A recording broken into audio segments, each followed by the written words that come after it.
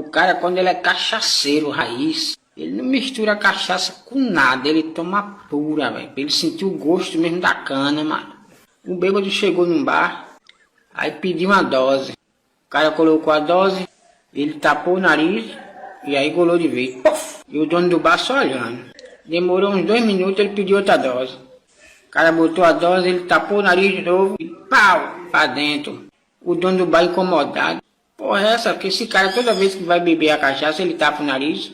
Eu acabei de lavar os copos tá cheiroso, não tá fedendo. Vou perguntar, na moral.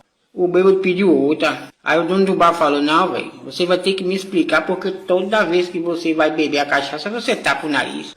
O bêbado disse, é o seguinte, parceiro, é que quando eu sinto o cheiro da cachaça, minha boca enche d'água. E eu não gosto, eu gosto dela pura.